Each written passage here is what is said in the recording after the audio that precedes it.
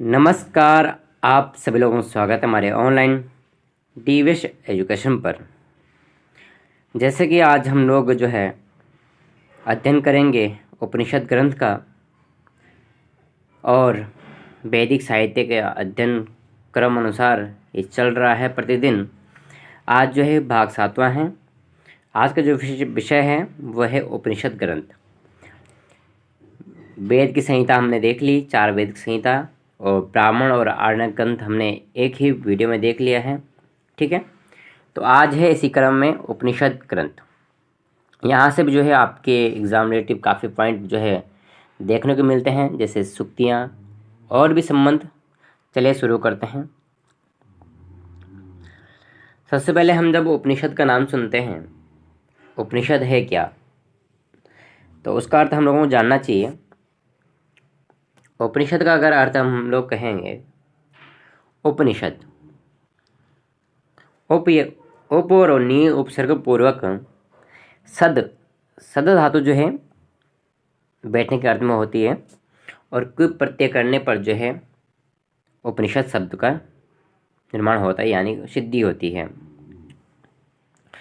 इसका अगर हम अर्थ देखेंगे, अर्थ जो है उप यानी समीप, नी मतलब निश्चित रूप से, उप समीप और निश्चित रूप से, यानी कि मन तन ढंग से निष्ठापूर्वक रूप से कह सकते हैं। सद मतलब बैठना, और अर्थात जिसमें जो है तत्व ज्ञान के लिए गुरु के पास सविनय पूर्वक जो बैठना है वही जो है उपनिषद।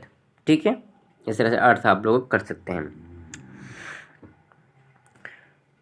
अब बात करते हैं कि उपनिषदों की संख्या कितनी है और किस उपनिषद में कितनी संख्या है और किसके अनुसार कितनी है। ये मुख्य बातें यहाँ से जो है आप लोगों को एग्जाम में देखने को मिलती है। उपनिषदों की संख्या की बात करें तो 108 जो है आपके 108 से लेकर जो है 200 तक मानी जाती है, परंतु मुक्तिक उपनिषद में जो है आपकी उपनिषदों की संख्या जो है 108 बतलाई है। किस में बताई गई है? मुक्तिक उपनिषद में। ये प्रश्न आप लोगों को जो है एग्जाम में देखने को मिलता है कई बार। मुक्तिक उपनिषद के अनुसार उपनिषदों की संख्या कितनी है, इस तरह से जो है आपके बन जाएंगे। और देख लेते हैं जो 108 जो है बताई गई है किस वेद में कितनी है, ये भी आप लोगों को देखना जरूरी है। जैसे ऋग्वेद में जो है आपके 10 उपनिषद हैं। ठीक है, शुक्र यजुर्वेद में जो है आपके 19 है। ये डाटा है, आप लोग याद होना चाहिए। और कृष्ण यजुर्वेद में जो है 32, और सामवेद में 16, अथर्ववेद में 31। रिवीजन करेंगे, 10, 19, 32, 16, 31। 10, 19, 32, 16, 31 इस क्रम से आप याद करेंगे तो आसानी से जो है आप लोगों को याद हो जाएगा। तो टोटल करेंगे आप लोग जो है 108 ये उपनिषद हो गए। ठीक है, अब बात करते हैं शंकराचार्य जी की। शंकराचार्य जी ने 10 उपनिषदों को जो है प्रामाणिक माना है, यानी कि प्राचीन माना है, और तथा उनके ऊपर जो है भाष्य भी लिखा। ठीक है, किसने? शंकराचार्य जी ने। यदि हम जो प्रसिद्ध उपनिषद हैं 10, इनके नाम देखेंगे और इनको याद करेंगे। जैसे ईश केन कठ प्रश्न मुंडु मांडुक्य तित्तिरः, ठीक है, तित्तिरिः, और ऐतरेयम च छांदोग्यम बृहदारण्यकम च तथा। इस तरह से जो है 10 हैं, आप लोग याद कर लीजिए क्रम से। ये 10 जो है आपके एग्ज़ाम में जो है यही पूछे जाते हैं, इससे बाहर नहीं जाते हैं। यदि हम बात करें इसके अतिरिक्त जो है 2-3 ऐसे उपनिषद हैं जिनसे भी जो है काफ़ी पॉइंट बनते हैं। जैसे श्वेताश्वतर उपनिषद हो गया, और कौशितकी उपनिषद और मैत्रायणी उपनिषद भी जो है प्राचीन माने जाते हैं, परंतु शंकराचार्य जी ने केवल 10 उपनिषदों को ही बताया है।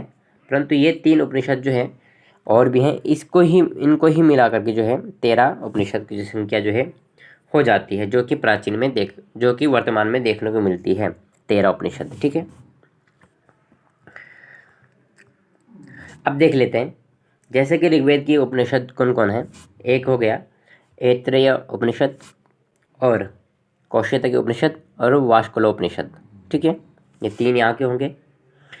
इसी प्रकार शुक्ल यजुर्वेद के जो है ईशोपनिषद या ईशावास्योपनिषद दोनों एक ही है। ठीक है, और बृहदारण्यक उपनिषद, ये आपके शुक्ल यजुर्वेद की 2 हो गई है। कृष्ण यजुर्वेद की बात करते हैं, और तैत्तिरीय उपनिषद, कठोपनिषद और श्वेताश्वोपनिषद और मैत्रायणी उपनिषद। ठीक है, और सामवेद का, इसके लिए जो मैं संहिता जब आप लोगों को पढ़ा रहा था, ऋग्वेद संहिता, सामवेद संहिता, यजुर्वेद संहिता, अथर्ववेद संहिता, तो उनमें भी मैंने संहिता में ब्राह्मण ग्रंथ, आरण्य ग्रंथ, उपनिषद ग्रंथ भी बताए हैं। पुनः यहाँ पे जो है उपनिषदों का एक विस्तृत व्याख्यान हो रहा है, तो यहाँ पे एक डाटा आप लोगों को याद होना चाहिए कि ये डाटा जो है कहाँ कहाँ का है। ठीक है, सामवेद का और छांदोग्य उपनिषद और केनोपनिषद है। इसी प्रकार जो है कठोपनिषद, ये अथर्ववेद का जो है प्रश्नोपनिषद, मुंडकोपनिषद और मांडुक्य उपनिषद, ये 3 उपनिषद जो है आपके यहाँ से। तो ये चारों वेद के जो उपनिषद है हमने देख लिए हैं, ये डाटा आप लोगों को याद होना चाहिए। ठीक है, अब देख लेते हैं ये जो 10 उपनिषद हमने देखे हैं, इस तरह जो एक शंकराचार्य जी के द्वारा जो ईसकेन कट प्रश्न मुंड मांडुक्य तितीरः ऐतरेयम च छांदोग्यम बृहदारण्यकम तथा, इस तरह से जो इन्होंने कहा था, ये 10 प्रमाणिक जो उपनिषद माने हैं, प्राचीन या प्रामाणिक दोनों। ठीक है, तो इसमें जो है हम लोग जो है मुख्य जो पहले है ईशावास्योपनिषद, जिसे ईशोपनिषद भी कहते हैं, इसके बारे में देख लेते हैं। यह जो उपनिषद है सभी उपनिषदों का आधार है। ठीक है, और यह उपनिषद जो है आपके शुक्ल यजुर्वेद शाखा के अंतर्गत, ठीक है, आ जाता है। और यह मूल रूप में यजुर्वेद का जो है 40वां अध्याय जो है आप लोगों को देखने को मिलता है, उसी को ही ईशावास्योपनिषद कहते हैं। तथा इसमें जो है आपके 18 मंत्र हैं। कितने? 18 मंत्र हैं। तो यहाँ से ये प्रश्न बनेगा आपका कि ईशावास्योपनिषद जो है कौन सी शाखा से है, ठीक है, और कौन से वेद से है, और इसमें जो है कितने मंत्र हैं। ठीक है, अब यहाँ के जो बार बार जो आप एग्ज़ाम में देखने को मिलते हैं, ईशावास्योपनिषद की जो प्रमुख सूक्तियाँ हैं वो देख लेते हैं। जितनी सूक्तियाँ जो आप लोग देख रहे हैं यही आप लोगों को याद करना है। ठीक है, देख लेते हैं। ईशावास्यमिदं सर्वं यत् किंचित जगत्याम जगत, एक यही है। दूसरी है तेन त्यक्तेन भुंजीताः मा गृह कस्य स्विद्वनम्। तीसरी है कुर्वन्नेवेह कर्माणि जिजीविषेच्छतं समाह। इस तरह से यस्तु सर्वाणि भूतानि आत्मन्येवानुपश्यति। ये डाटा है, आप लोग स्क्रीनशॉट मार करके आप लोग जो है याद कर सकते हैं। और सर्वभूतेषु चात्मानं ततो न विजुगुप्सते, और अग्नेनय शतपाराये अस्मान्, और विद्यया मृतं तीर्त्वा विद्यया मृतम् अश्नुते। ठीक है, और विनाशेन मृतं तीर्त्वा संभूत्या मृतम् अश्नुते। तत्र को मोह कः शोकः एकत्वम् अनवश्यता, और कृतो स्मर कृतं स्मर। ये आपके जो है ईशावास्य की प्रमुख सूक्तियाँ हैं। ठीक है, इसी प्रकार जो है कठोपनिषद को देखेंगे। कठोपनिषद को जो है यह उपनिषद भी प्रसिद्ध है, और ये भी आपके शुक्ल यजुर्वेद की जो कठ शाखा से संबंधित कठोपनिषद है। ठीक है,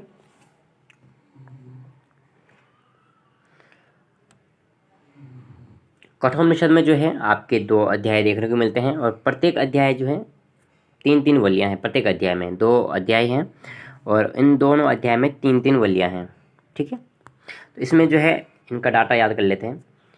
प्रथम वली, प्रथम अध्याय और दूसरा अध्याय।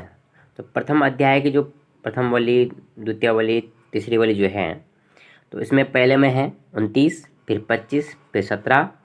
इसी प्रकार जो है कुल मंत्र जो है प्रथम अध्याय में एकत्र हो जाते हैं। परंतु वल्ली विशेष पूछा जाएगा तो वल्ली का डाटा आप लोगों को ये याद रखना चाहिए। ठीक है, इसी प्रकार जो है द्वितीय अध्याय की बात करें, प्रथम वल्ली में 15, द्वितीय वल्ली में 15 और तीसरी वल्ली में जो है आपके 18। इसी प्रकार जो है कुल मंत्र आपके 48 हो गए। तो यदि संपूर्ण मंत्र की बात करें तो संपूर्ण मंत्र जो है आपके कठोपनिषद में 119 मंत्र जो है आपके हो जाते हैं। ठीक है, अब इससे संबंधित जो है हम लोग कठोपनिषद की जो प्रमुख सूक्तियाँ हैं जो आपको एग्जाम में जो बार बार देखने को मिलती हैं, वो है न वित्तेन तर्पणयो मनुष्य। ये जो है नचिकेता कहते हैं। यदि आप इन उपनिषदों के बारे में और जानकारी प्राप्त करना चाहते हैं तो आप लोग जो है किताब को पढ़ सकते हैं, इनके संवाद को पढ़ सकते हैं। परंतु आपके एग्ज़ाम में जो है कम समय में आपको जो है आपका एग्ज़ाम रिलेटिव पॉइंट जो हम जो दे रहे हैं, यही आपके एग्ज़ाम में बार बार पूछा जाता है। और जो कथाएं होती है आप लोग खुद से पढ़ भी सकते हैं। बस मेरा उद्देश्य आप लोगों को जो है एग्ज़ाम रिलेटिव जो है पॉइंट देना है। तो आप लोग इन जो टॉपिक आप लोगों को मिल रहे हैं इनको अच्छे तरह से याद कर सकते हैं। एक है और सूक्ति दूसरी, अजो नित्य शाश्वतोयम पुराणो। ठीक है, और न हन्यते हन्यमाने शरीरे, यम कहते हैं। एक है प्रसिद्ध जो से आप बार बार सुनते होंगे, उत्तिष्ठता जागृता प्राप्य वरान बोधता, बार बार पूछा जाता है। और स्वर्गीय लोके भयम न किंचित नास्ति। ठीक है, ये भी आप लोग की जो एग्ज़ाम में बार बार देखने को मिलता है। सहना भवतु, आपने ये मंत्र जो है बचपन से सुना होगा। सहना भवतु सहनौ भुनक्तु सह वीर्यं करवावहे तेजस्विनावधीतमस्तु मा विद्विषावहे। ये भी आपका जो है कठोपनिषद से संबंधित है। इसी क्रम में जब हम लोग अब देखेंगे केनोपनिषद की। ठीक है, केनोपनिषद जो है आपके सामवेद शाखा से संबंधित है। इसमें भी जो है अगर हम बात करें 4 खंड हैं और संपूर्ण मंत्र जो है 34 है। या डाटा आप लोगों को इसी प्रकार भी याद होना चाहिए। ठीक है, प्रथम खंड में बात करें तो 8 मंत्र हैं, दूसरे में 13 हैं, तीसरे में 12 हैं, चौथे में फिर 9 हो गए, संपूर्ण यानी कि 42। ठीक है,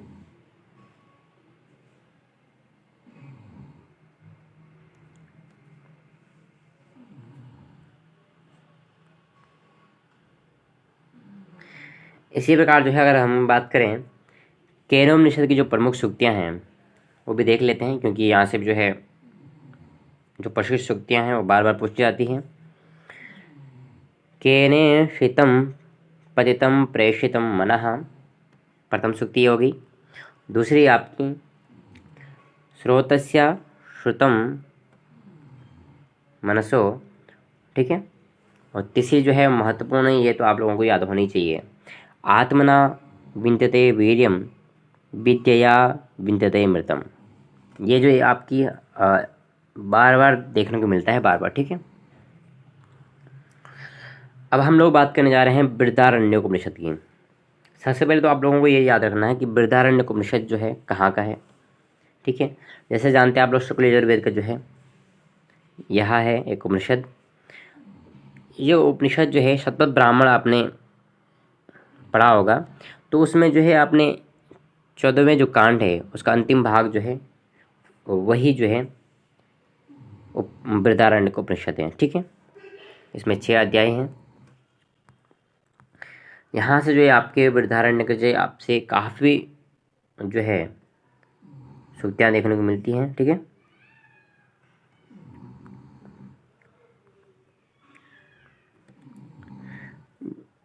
पहली है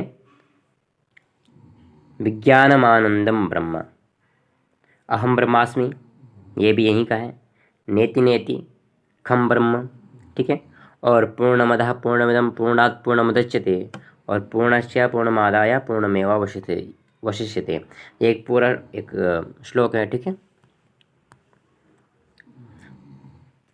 इसके बाद जो है असतो माँ सद्गमया तमसो माँ ज्योतिर्गमया मृत्योर्मा मृत्युंगमया, इस प्रकार से ये एक मंत्र है। ये भी आपके एग्ज़ाम में जो है ये अलग अलग पूछे जाते हैं। जैसे असतो माँ सद्गमया एक बार पूछा जाएगा, दूसरी बात जो है आपके तमसो माँ ज्योतिर्गमया, इस तरह से एक अलग से पूछा जाता है।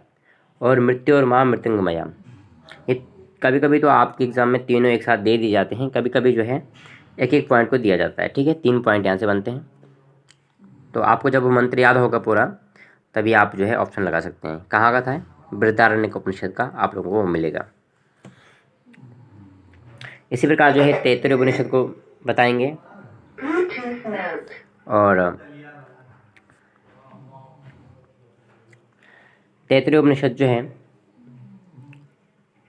कृष्ण यजुर्वेद शाखा से संबंध है, और यह प्राचीन 10 उपनिषद में से एक है, ठीक है। परंतु इसमें जो है मुख्य यही है, 3 बल्लियाँ मिलती है, शिक्षा बल्ली, ब्रह्मानंद बल्ली और भृगु बल्ली। ये 3 खंड इसमें हैं। और यहाँ से भी आपकी जो महत्वपूर्ण सूक्तियाँ हैं जो बार बार पूछी जाती है वो भी याद कर लीजिए। ओमिति ब्रह्मा, ठीक है। ओमिति ब्रह्मा यहाँ यहीं की सूक्ति है। सत्यम वद धर्मम चरा स्वाध्यायान्मा प्रमदः सत्यान्न प्रमदितव्यम धर्मान्न प्रमदितव्यम, ये मोस्ट है, ठीक है। और मातृदेवो भव पितृदेवो भव आचार्य देवो भव अतिथि देवो भव भी, ठीक है। इस तरह से जो एक मोस्ट पॉपुलर सूक्तियाँ हैं, आप लोगों को बार बार रिवीजन करना है और याद भी होना चाहिए। आज का जो सारी वीडियो है वो आपको याद करने वाली बात है, ठीक है। यानी कि इस पूरा संपूर्ण डाटा है, ठीक है। त्वमेव प्रत्यक्षम ब्रह्मासि। और एक मंत्र है शन्नो मित्रः शं वरुणः शन्नो भवत्वजमा शन्नो इंद्रो बृहस्पतिः, ठीक है। और सत्यम ज्ञान अनंतम ब्रह्म और सत्यम वद धर्मं चरा स्वाध्यायन्मा प्रमदः, ठीक है। दोबारा आ गया है, ठीक है।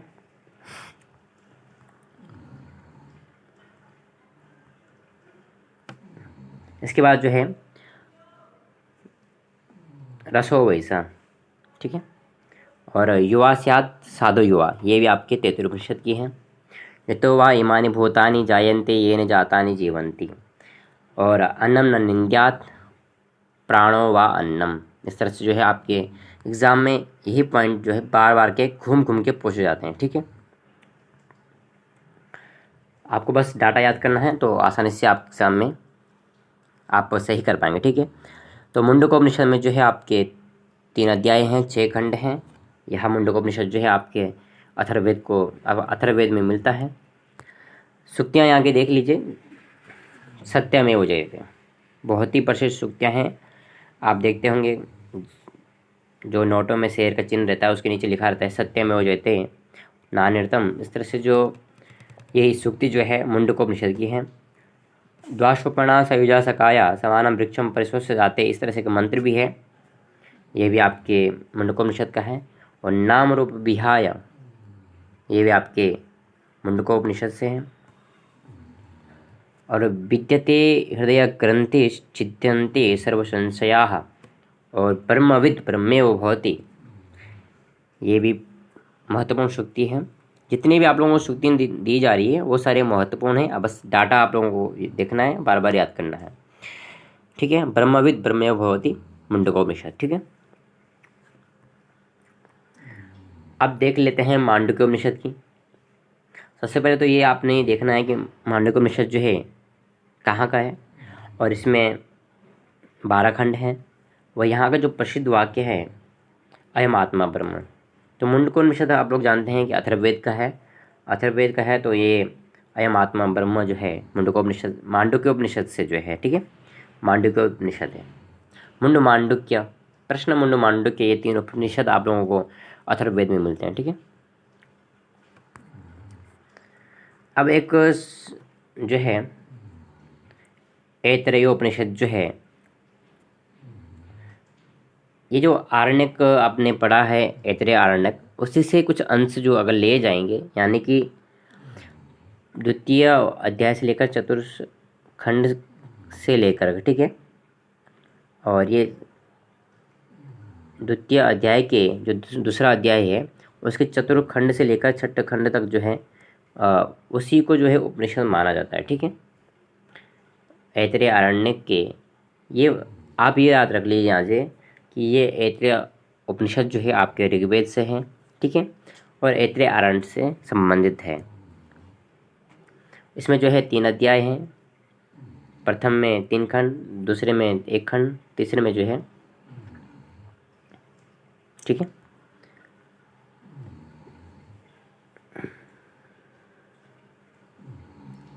इस प्रकार से जो है अब यहाँ की सूक्ति जो है प्रज्ञानम ब्रह्म, प्रज्ञानम ब्रह्म में ये महावाक्य भी है, और बार बार मैं कहते रहता हूँ कि ये महावाक्य भी है और ऋग्वेद से संबंधित है, ऐतरेय ब्राह्मण से, ऐतरेय उपनिषद से संबंधित है, ठीक है। अब छांदोग्य उपनिषद, ये सामवेद संबंध उपनिषद है। इसकी जो सूक्तियाँ हैं याद करना होगा आप लोगों को। सर्वम खलविदम ब्रह्म और तत्त्वमसि महावाक्य, जिसे मैं बार बार कहता हूँ। इसी प्रकार जो है ये संपूर्ण डाटा था जितने भी आपके एग्ज़ाम रिलेटिव जो उपनिषद हैं, उन उपनिषदों से आपके एग्ज़ाम में यही डाटा जो है बार बार देखने को मिलेगा, ठीक है।